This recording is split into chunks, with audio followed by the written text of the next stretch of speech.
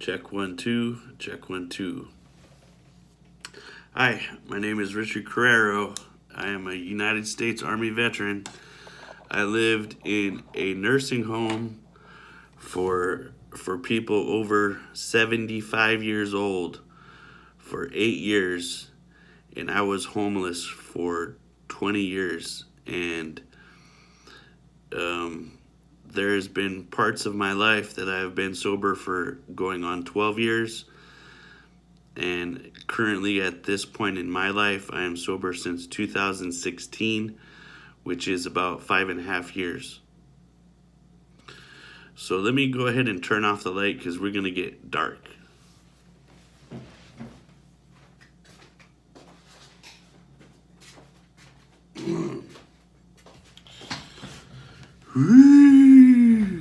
Alright. Alright, hope you guys ain't scared because it's still me.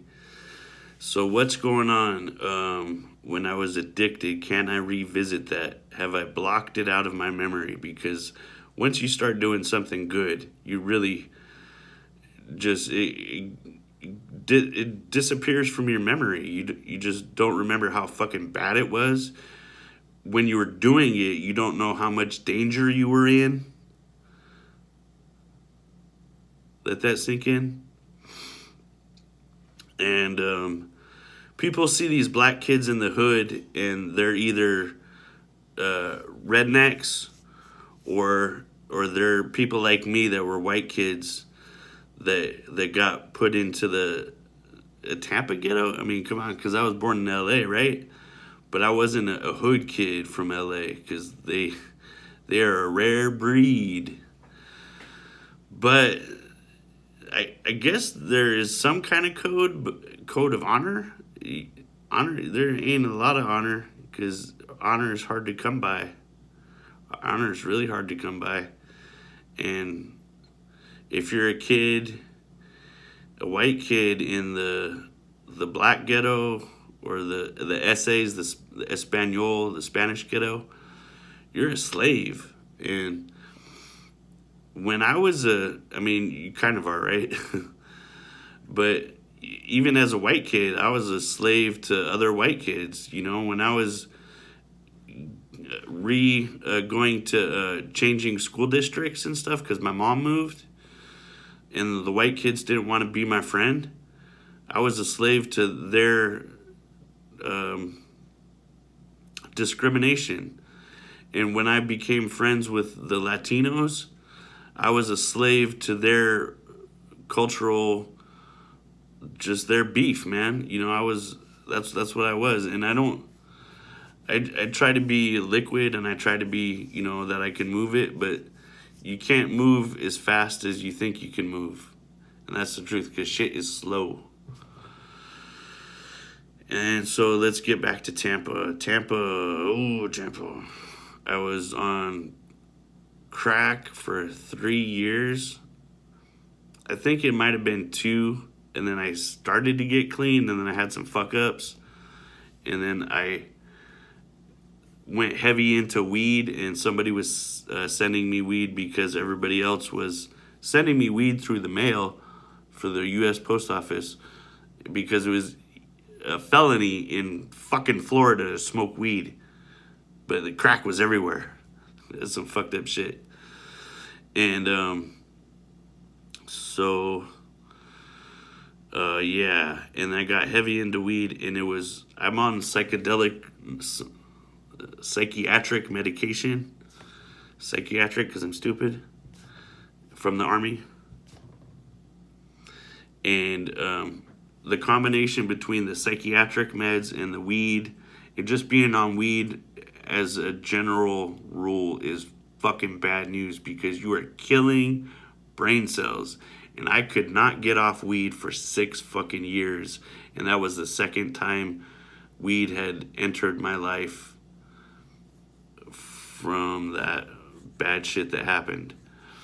And at that time, during that time in my life, I left the Army a virgin at 29 years old because I did not stick my penis, have sex with a girl. And the whole thing I wanted to do my whole life is stick my penis in a girl and touch her body and play and be a X-rated movie star, you know, because that, and it's bad. It's bad. It fucking hurts people, and you get them pregnant when they don't want to be pregnant because they just wanted to play with you or something. And then you got to love all children, because what about discrimination? Well, I've always been white, and white is white, and white, white, white. So let's talk about me being spoiled for a second. I worked at a fucking comedy club in Los Angeles when I was 17 to 20 years old for 3 motherfucking years. Yay! It was awesome. And we weren't, the comedy wasn't sarcastic at that time.